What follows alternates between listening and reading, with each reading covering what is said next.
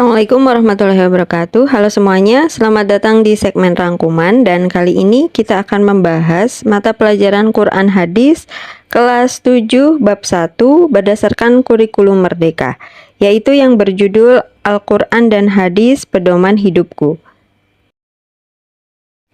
Al-Quran. Pengertian Al-Quran. Secara bahasa, Al-Quran berasal dari kata kerja qoro'a, artinya membaca. Kata dasarnya adalah Quran yang berarti bacaan. Secara istilah, Al-Quran adalah kalam Allah Subhanahu wa Ta'ala yang menjadi mukjizat yang diturunkan ke dalam hati Nabi Muhammad Shallallahu Alaihi Wasallam, diriwayatkan kepada kita secara mutawatir, dan membacanya dinilai sebagai ibadah. Dari pengertian tersebut dapat dipahami bahwa pertama, Al-Quran merupakan kalamullah, artinya bukan ucapan Nabi Muhammad SAW, malaikat atau makhluk lainnya, tetapi firman Allah Subhanahu wa Ta'ala yang diturunkan melalui wahyu yang memberikan jaminan kesempurnaan dan terbebas dari kekurangan. Kedua, Al-Quran merupakan mukjizat, artinya hal luar biasa yang diturunkan kepada Nabi Muhammad SAW. Ketiga, Al-Quran diturunkan secara mutawatir, artinya riwayat yang disampaikan oleh 3 orang atau lebih yang memiliki kualifikasi terbaik sebagai orang-orang yang berakhlak mulia, sempurna kemampuan hafalannya, dan tidak pernah berbohong.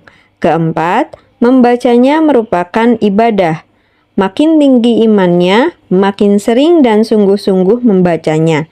Semakin sering membaca, semakin meningkat imannya.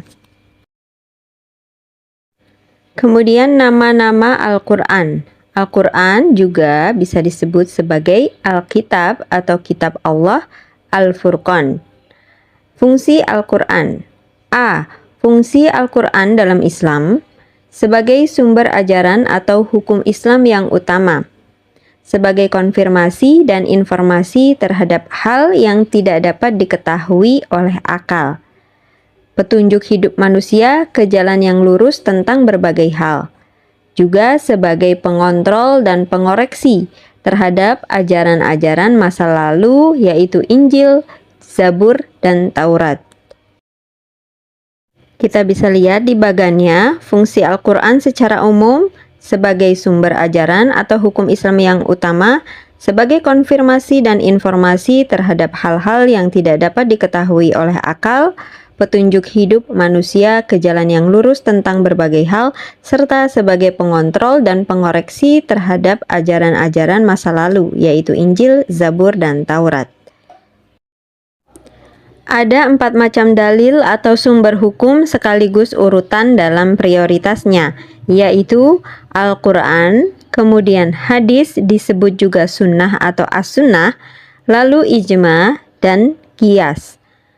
Apabila dihadapkan pada sebuah kasus peristiwa yang memerlukan ketetapan hukum, yang pertama dilihat adalah Al-Quran. Jika ditemukan hukumnya di dalamnya, maka hukum tersebut yang dilaksanakan. Jika di dalam Al-Quran tidak ditemukan, maka kemudian dicari dalam sunnah. Jika ditemukan hukumnya di dalam sunnah, maka hukum tersebut yang dilaksanakan. Jika tidak ditemukan hukumnya di dalam sunnah, maka kemudian melihat apakah terdapat ijtima atau kesepakatan para ulama dari para mujtahid yang hidup di satu zaman mengenai hukumnya. Jika ditemukan, maka hukum tersebut yang dilaksanakan. Jika tidak ditemukan, maka dilakukan ijtihad atau upaya mengeluarkan hukum oleh para ulama yang memenuhi syarat-syarat tertentu dengan menggunakan qiyas terhadap nas, yaitu Al-Quran dan Sunnah. Al-Quran adalah petunjuk bagi manusia. Kandungan Al-Quran ada yang bersifat universal seperti yang berkaitan dengan ilmu pengetahuan. Al-Quran adalah kitab terakhir yang diturunkan oleh Allah Dan Al-Quran menghapus kitab Taurat, Zabur, Injil, dan seluruh kitab yang diturunkan sebelumnya. B. Fungsi Al-Quran bagi kehidupan manusia. Sebagai Al-Huda atau petunjuk, Al-Quran menjadi petunjuk bagi manusia secara umum, petunjuk bagi orang-orang yang bertakwa, dan petunjuk bagi orang-orang yang beriman.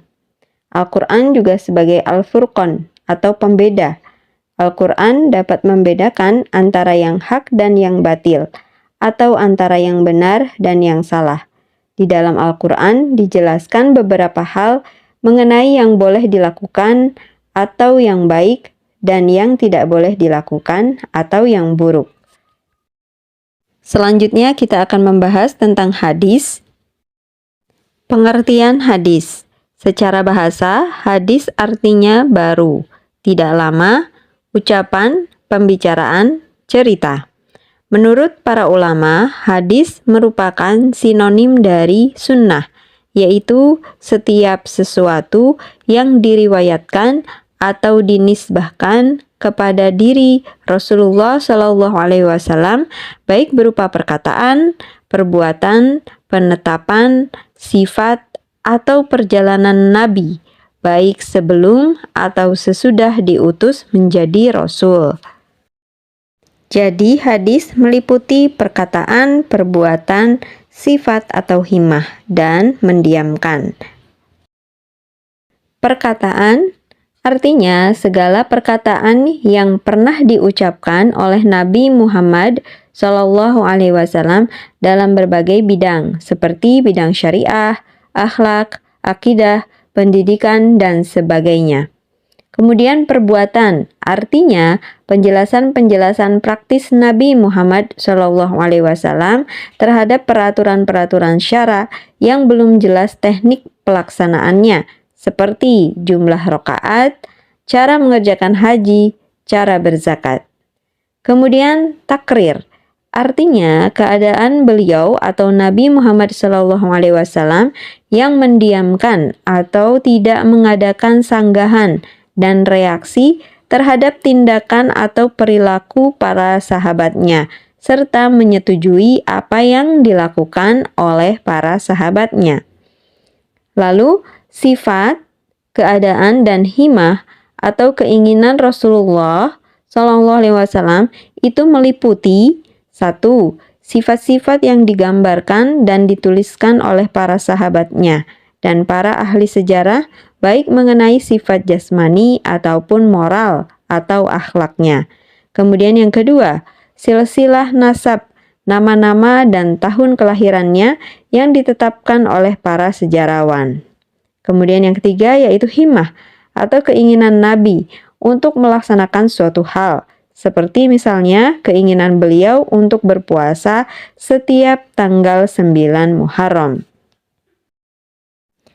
Adapun fungsi hadis terhadap Al-Quran, yang pertama adalah menguatkan atau mengukuhkan dan menegaskan hukum yang terdapat di dalam Al-Quran.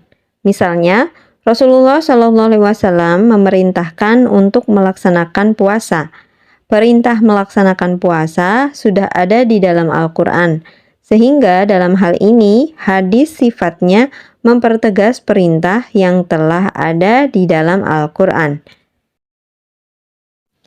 Fungsi hadis yang kedua adalah untuk menguraikan atau menjelaskan dan merincikan ayat yang global atau mujmal. Banyak ayat perintah ataupun larangan dalam Al-Quran yang masih bersifat umum, belum terinci.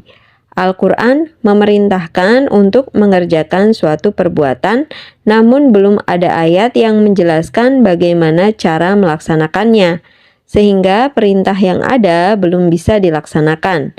Misalnya, perintah melaksanakan sholat.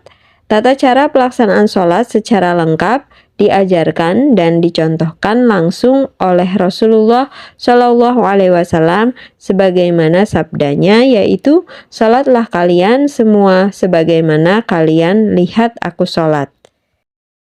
Yang ketiga adalah menetapkan dan mengadakan hukum yang tidak disebutkan di dalam Al-Quran. Misalnya, haram memakan burung yang berkuku tajam, haram memakai cincin emas dan kain sutra adalah bagi laki-laki, dan lain-lain.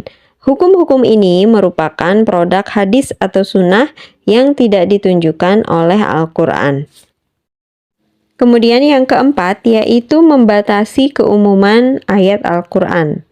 Banyak perintah di dalam Al-Quran yang mengisyaratkan berlaku secara umum. Seluruh manusia, umat Islam baik laki-laki maupun perempuan, besar maupun kecil, sehat maupun sakit, sedang bepergian maupun di rumah, dan lain-lain. Rasulullah SAW mengecualikan atau menghususkannya, misalkan dalam hal sholat Jumat, ada kekhususan atau pengecualian bagi orang tertentu. Untuk memudahkan mengingat, di situ ada bagan fungsi hadis terhadap Al-Quran.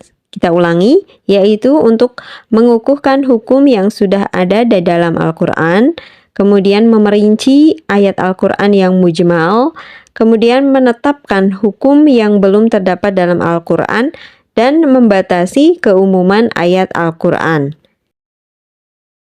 Selanjutnya, kita akan membahas fungsi Al-Quran dan hadis dalam Islam. Fungsi Al-Quran dan hadis dalam Islam yang pertama, Al-Quran merupakan kitab suci terakhir yang diturunkan Allah Subhanahu wa Ta'ala. Kitab Al-Quran sebagai penyempurna dari kitab-kitab Allah Subhanahu wa Ta'ala yang pernah diturunkan sebelumnya, yaitu Zabur, Taurat, dan Injil. Kitab-kitab Allah sebelumnya ditunjukkan hanya pada umat pada zaman tertentu saja, berbeda dengan Al-Quran yang digunakan oleh manusia siapapun sampai akhir zaman. Kemudian yang kedua adalah sebagai sumber hukum pertama dan utama dalam Islam. Yang ketiga, hadis merupakan sumber hukum kedua ajaran Islam setelah Al-Quran. Dan yang keempat, hadis merupakan rujukan umat Islam dalam memahami syariat Islam. Demikianlah rangkuman untuk mata pelajaran Quran Hadis kelas 7 bab 1 berdasarkan kurikulum Merdeka. Semoga bermanfaat. Sampai jumpa di video yang lain. Assalamualaikum warahmatullahi wabarakatuh.